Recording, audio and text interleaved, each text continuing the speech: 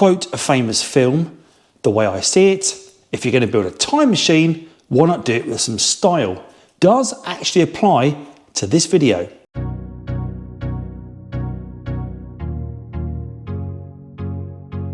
While the car I'm featuring here is not zipping back to 1955, what it is doing is getting down the road much quicker than your typical Audi TT Mark 1.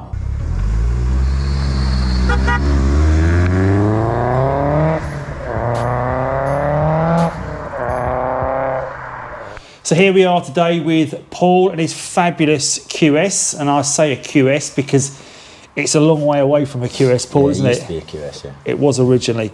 So can I ask you why you chose the Quattro Sport for this project? Previous car was an E46 M3.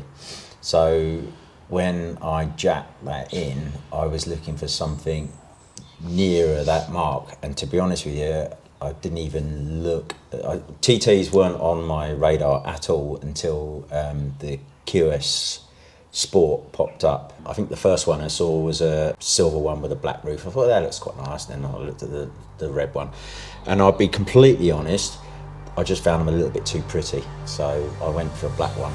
And here it is, a black on black Mark 1 TT Quattro Sport, one of only 1,168 built in total, and one of the most powerful on the road today. These shots in the garden are not really doing the car justice due to the weather we filmed in, but it does look as good as it drives. It's boasting over 450 brake horsepower and 417 foot-pounds of torque, making this car an absolute monster.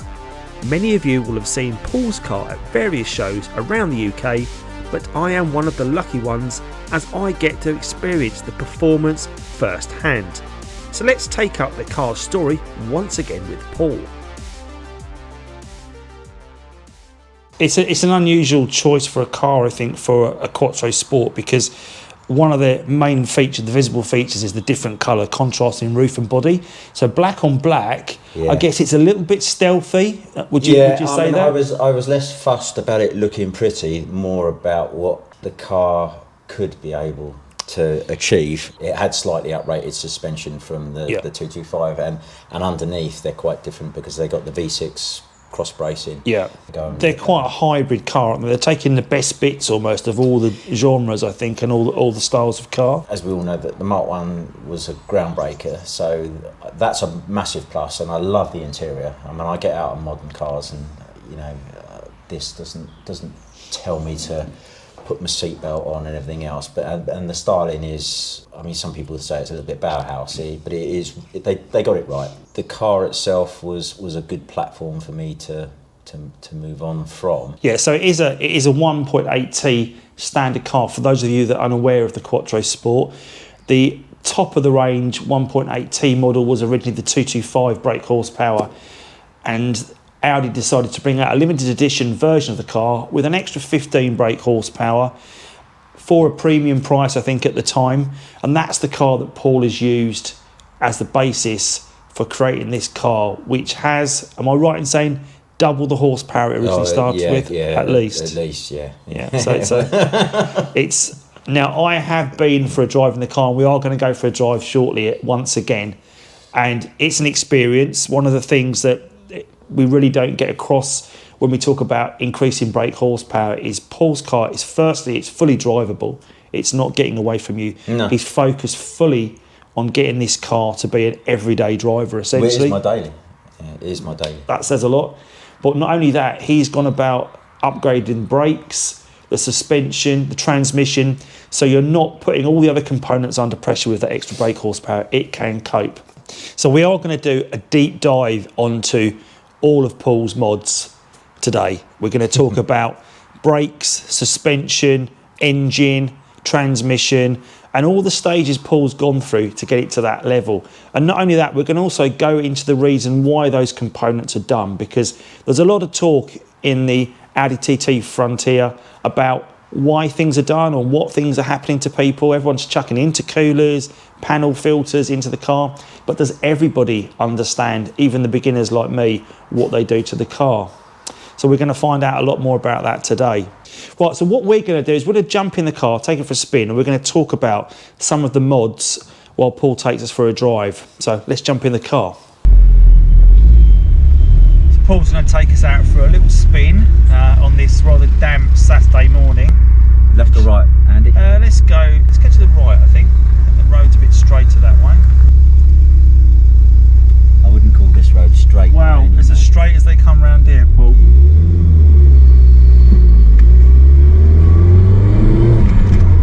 So if we take a little dive into that engine. Yeah. So you went from a 240 brake horsepower engine back in 2012? Yeah, something like that.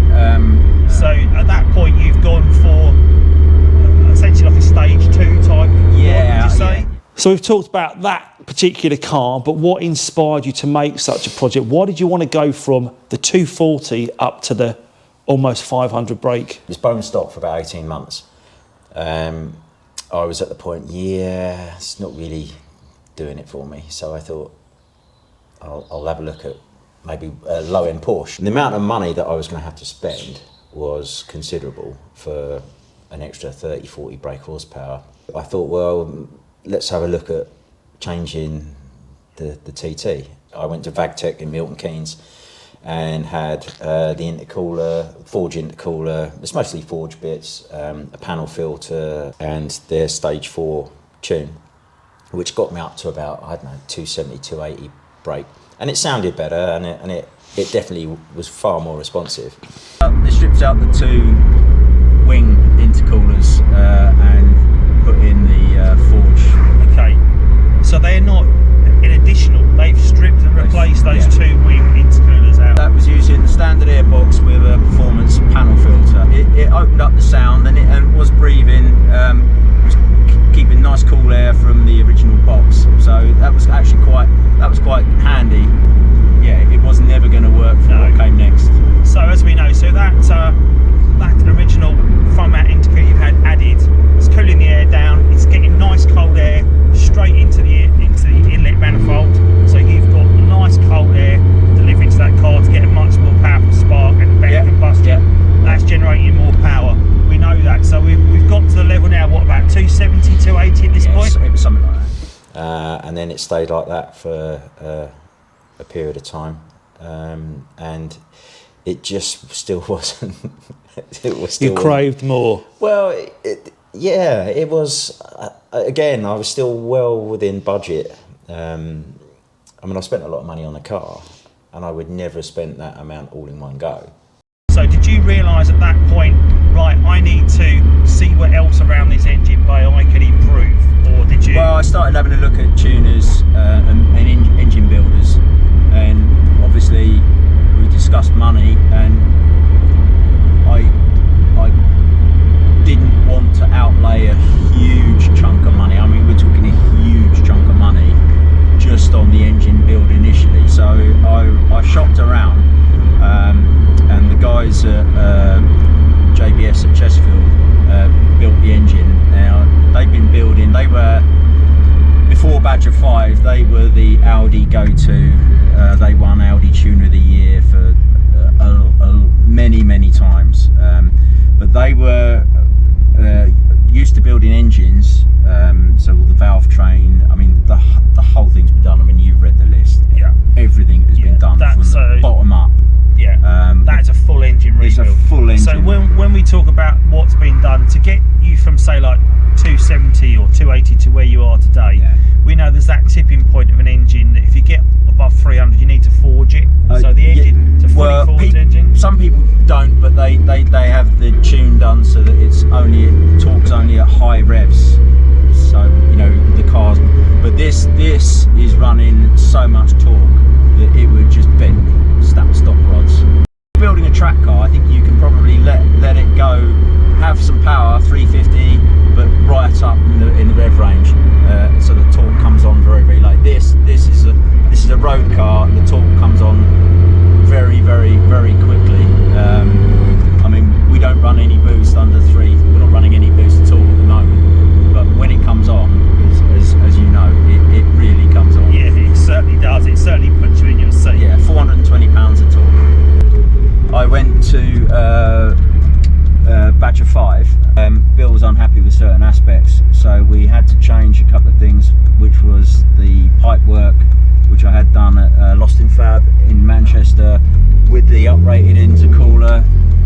rated for 600 brake. Bill put in the Ignitron, the 1000cc injectors, adjustable pulley with the cat cams. So that then moved the original JB package, which was, although it had good power, it was much less drivable, and I think they were squeezing the boost. Bill turned the boost down and got more power in a much more deliverable package. It's way better. Yeah. So the engine mods as such have been really, it's been an evolution, hasn't it? Because you've gone from that initial stage 2 build that you had done in Milton Keynes I mean, to the JBS build. You can see the mileage now. What we're on 117.5. Yeah. This was built at 100,000, so 100,000 clocked back to zero in effect. So it's done 17,500 miles on this engine. So here we are under Paul's fantastic engine bay, and it looks as good as it drives. And of course the journey for this power all starts off here. So we've got a cone filter on here that is going into a much larger tip. That's not a standard tip. So Paul, that is a tip you've had added. Yeah, that's all produced, hand built by Lost in Fab up in Manchester. And that's a 4-inch tip. 4-inch, pretty much 4-inch straight to the turbo. Right. And I think you said that the air delivery is then going straight into an oversized or a much more powerful turbo, and that's a Garrett turbo. Yeah, G25 550. So the air's coming from that turbo being forced down this aftermarket charge pipe, which I think you said was built by JBS. Yeah, and then we've got rid of most of the silicone, so we're running hard pipes all the way down to the intercooler. Yeah, and all your Jubilee clips have been replaced with these great, much stronger looking and they're stainless items. These T-clamps, they're stainless, so they're really good. I'm really happy with them. Yeah. And we know that once the air has flowed down the charge pipe, it's no longer going off to the standard intercoolers in the wing here. Instead, it's going off to this lovely welly cooler, which I don't know if you can see, but it's just under there, and it's fitted beautifully because the finish on this and how it's been, I think you said, nibbled into the bumper. Yeah, on and off. Fantastic job to get that to fit. Air's coming then back up again through the hard pipe. There's a little bit of silicone there, I noticed, where it joins on. That's the only silicone we've got, really. Into the standard inlet manifold. I think you said there that they're good up to about 600 brake, you're saying? Higher, I believe. Higher, okay. Yeah, no, they do a pretty good job. And then once we get to here and we're delivering that air, we're getting into the injectors, I guess, and they are an oversized injectors. So what size are they? They're 1000cc. Wow. So I think the next step up from standard injectors tends to be about 550s, is that right? And then, but this is a whole new level again. 1000cc injectors. A great polished rocker cover there. Yeah, it's off a Passat. Really? But it is my original engine. The whole block and everything else is. Okay. I've got the original valve cover, but these are so much more attractive. I was going to ask you, is there anything original left under the bonnet? And you just answered that. The engine. No, the engine is the engine that it came with. Obviously, the gearbox housing and everything else is the original, but obviously the insides have all been stripped out. But fantastic. So that is how the power is delivered to this wonderful car. We won't talk exact figures because I don't want to make Paul cry, but you know, we are talking, I'd say, at least treble the value of the car has been invested into that. I mean, the start point for that is that now, certainly now, or for the last 5 years, the car will go when I go. Yeah, there's no way you're going to get the money out of that. I've never ever thought about, it's a QS, you should put it in a garage. For me, it's just this is my car, it's my daily. Totally agree. Therefore, it needs to, I actually look forward to this time of year. As you know, I've got a whole different wheel set. I changed the car into winter mode because this is the best time of year to drive these things. I mean, it's quick, but the reason I got rid of the M3 was the blooming thing on a day like today would have been undrivable. Yeah, it's like handling, isn't it? This thing is even more of a car to drive at this time of year in comparison to those types of cars. So for me, this time of year is even better to be driving it. Yeah. The performance for the suspension for this car is it handles like it's on rails. I've never been in a car that goes round a roundabout completely level. Yeah, no, and no matter how tight that roundabout is, it handles. And the suspension that we're talking about there is you're running Bilstein B14s. Yeah, the whole thing is IBAC anti-roll bars front and rear. And that stiffens it up over what you had originally. Yeah. That was a massive difference. It's been dropped down on the coilovers pretty much as far as you can go on the B14. This is my second set of B14, so we've played around with the suspension for a while. What has changed in between that first set and this set is when I had the car done, fitted the whole car with Purple Series Powerflex bushes, everything, including the steering rack. And do you know what? As a passenger in this car, I don't feel like it's shaking my feelings out. Bryn said the same thing, because Bryn had Black Series in his track car, and he just could not drive it on the road. And he drove this, as you remember, from last year, or earlier this year, and he was quite impressed. And he threw it round the roundabout as well. So he also stalled it, I'd like to add. But we'll let you off, Bryn. Well, to run this power as you'd expect, it's got a 6-paddle clutch, so it's, along with the gearbox which is built, you know, you need everything else to go with the power. If you're going to run power, you've got to have everything, all the supporting mods to go with it. Yeah, and it does handle. It's a great car. We're going to see that on the roundabout. I know that when we go around that, I think my face will tell a story, let's say. So I'm just going to show you the lack of body roll that this car has when it goes round a roundabout. Now things want to move sideways, but the car is not rolling at all. It's just mind-blowing. It's just completely flat. And I know now we're going down the dual carriageway, and we are going down the dual carriageway. That's the thing, you get out to that level, you know, we're not even at 70 there, but getting that from 0 to 70 is just amazing. That it's the feeling it gives you. I mean, you must get a thrill every time you drive this car. Oh yeah, no, undoubtedly. So when we look back at the car when you first got it, and it was bone stock, nothing done to it, was one of the first things you did to it to have that wrap added? Because I know that the car has changed colour from black to white. That was a very, very, very cheap way to transform the car from what it was to somewhere where, you know, the styling I wanted. Because the original car, although it had the design features, didn't have my style on it. It was a black TT with silver wheels, and it didn't really speak about me as my car. Yeah. So I don't regret having it done, because it was quite eye-catching. Yeah, I'm glad it's back to black now, but now it's black, lowered, different wheels. It's a completely different car. So yeah, now I wouldn't change it. No, it is a totally different car to any other car, I think, the Mark 1 TT I've been in. And seeing it when it had that white wrap on it, that's quite an unusual colour to go for. It was eye-catching. Yeah.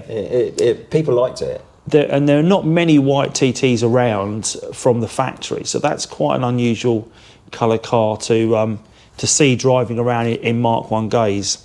Now we know from the work that Paul's had done that the engine has had serious work. I'm sure that's his single biggest mod.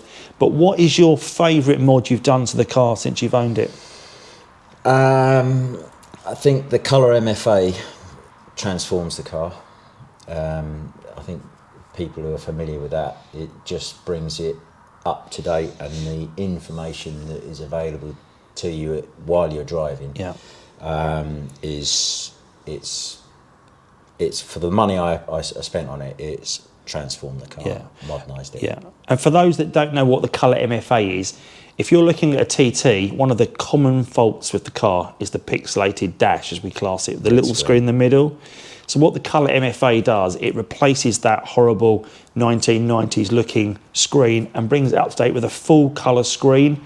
Gives you all the information. I think from your Ignitron actually provides that information as well into there, Ignitron, does, but obviously that's there in your eye line for a reason. Yeah. So it's far more usable on a minute to minute basis when you're driving. So you can switch between all of your fuel, the temperatures, all your levels. It's while you're driving. Whereas the Ignitron tablet is separate there again, because it's in my eye line, but I can actually change it from that gauges, and because I've had it on boost, it's now giving me boost, but on a rather than just having the numbers, you've got this actually give the dial, and what it'll do, where the needle stops, it'll leave a marker. Okay. So you can see whether your boost is what your max boost is. Unfortunately, the torque on this one, this is in nanometers, but we're running 420 pounds, foot-pounds. So this would just go off the gauge. So I don't use that. But you've also got water temp, your oil temp, your battery. You've got the accelerator, throttle. You've got performance suite on this as well. You can do a 0 to 60. You can do a 0 to 60 on it. So you've got your G-force for your braking, for your cornering. Wow. Obviously your revs. I prefer the boost myself. That's the one I use the most. But there is a huge drop down. Everything that you go onto, you've got a drop down on. This is the beauty. This is why Ignitron works. This is because if there's a major issue, you can do something about it, and you know exactly what it is in real time. So all your car diagnostics, essentially what we'd use that OBD for, you've got it all displayed here on the screen on Ignitron. You've got some of it on Colour MFA. You can clear faults on that. You can do a lot of diagnostics on that. It'll check all of your all-wheel drive system and everything else. But what we've got here, so the Ignitron is running. So you've got all of your turbo, boost, your exhaust gases, your engine temps. But as I was saying earlier, if you want to record something for the tuner, you press the record button. That'll record a file which you can then download and offload to your tuner. But what we're interested today is, I think there's a small fault on the limp mode activated. So we'll clear that. And is that quite a common occurrence because you've got so much torque performance? There are going to be those little issues. It's a high performance engine, and obviously when you go from town driving to spirited driving, sometimes not very often. I haven't had a fault code for ages and ages. But if you get one at the press of a button, you find out whether it's a mighty, and like I say, an EGT. They can sometimes be a variation in your fuel. Yeah. You know, I put in some Shell this morning, and I normally run on Tesco. Okay. So it can be any small things like that. Ignitron is very, very sensitive, which is so it'll actually be more sensitive, and it'll be more proactive and put you into limp mode than your stock ECU. Okay, so this is a completely replaced ECU. Ignitron ECU replaces your car ECU. Yeah, but you don't lose. Your mechanic can still plug in your OBD and read all of your VAG stuff. Okay, it doesn't alter that, and that's really more for show, really. But also, if you are giving it some stick, and you want to record or you're having any issues, you've got the facility to record that and send it to the tuner. Obviously, in this instance, Bill at Badger 5. So I've had a couple of cam sensor issues. So you just literally press record, download the file, send it to him. He sends you another file, switch on your email, upload the file, load it into the car, job done. But you can also, like clear, if there's a little issue with the Ignitron, you can clear it. But you don't want to be doing that while you're driving. No. So the Colour MFA, for the money spent, is probably my favourite mod. Yeah, that to me, when I first saw the interior of the car, I thought, it looks like a much more modern car. However, before people get excited about jumping out and replacing that screen, we know that you just cannot get hold of them at the moment. I think there are a couple of people trying, but there was a stage because the software for it came from Russia. The board, the As far as I'm aware, they're not available from that source. Yeah. But I have seen a couple of people saying that they are available. Okay, that's interesting. So I know for a long period of time. I couldn't tell you how much that. I mean, I paid a snip for mine. Yeah. ARD Technique, and they were very, very good. Okay. But I'm going back a few years now. Yeah, I think from figures I've seen bandied around, it's around about the £500 mark is probably I paid where less about than that. Yeah, yeah. but I think that's where they are to buy. So if you are looking to do that mod for an MFA, I'd suggest you do look around, because if they are available, they're very hard to get hold of, or maybe look for a second-hand one. The gearbox, you know, waiting for the parts to build the gearbox before it went off to Martin at Gas and Gears, who did Martin at Gas and Gears did a phenomenal job. But the kit had to come from Bulgaria, you know, and it's Ukrainian tank metal, has to be laser welded, and it's a full kit. So a lot of people do the third gear on support, but this is a full. So it makes a lot of noise, but that's all good noise. Yeah. Whereas the original gearbox I had on it when I was running the 400, it was starting to whine. It was a bad whine. You don't want to know that your gearbox is dying. But this whines constantly, but it's supposed to. So we talked there about the transmission. So when you've got the extra power, you need a way to deliver that to the wheels, essentially, in an efficient manner. So that gearbox you had added and had built for the car can now cope. So I would imagine that a lot of the issues with the last gearbox was it just couldn't handle the torque of the power. Well, it would have killed fourth gear. I think most people are aware of that. That's why people go for the fourth gear support. But you know, this gearbox will take. I think Martin said at least 600 brake horsepower. You know, the whole set. I actually adjusted the fork because it still runs the fourth gear support, even though it's got stainless forks, aluminium billet fork. Now that's what puts a smile on your face. But so it's completely able to take the power we're running. Yeah. And for a road car, yeah, we're talking overkill probably. I didn't need to do it, but it was part of. I didn't want to be thinking down the line. Should have done that. So looking at the greatest mod you've done, what mod have you had done to the car that if you were going to do again, you wouldn't do? Oh, wouldn't do? Yeah.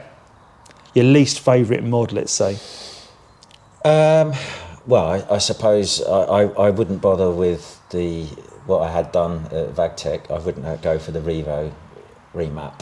Okay. I would have bypassed that stage. Okay. Because in essence, it wasn't ever gonna. No. Deliver what you needed. No. So if you're happy, if you're thinking anywhere near this sort of power and performance, forget that. Okay. Save your pennies and either build your own or get someone else to build it and look at it. That as although it's a lot of money, it's an investment. And the amount of money that I spent on the tune and everything else at VagTech, it was just moving the furniture around. It wasn't ever gonna. No. So that was, in essence, was a waste of money. Okay. And we've talked engine, and we've talked gearbox, and we've talked suspension. But if we talk about the stopping power, because you've got to get this car to stop in a hurry. Yeah. You've gone seriously big brakes. Well, yeah.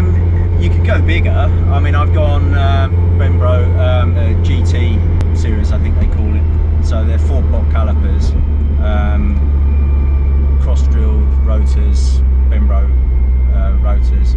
It's a fairly small car, and the braking really needs to be up front for any real quick car. Yeah. And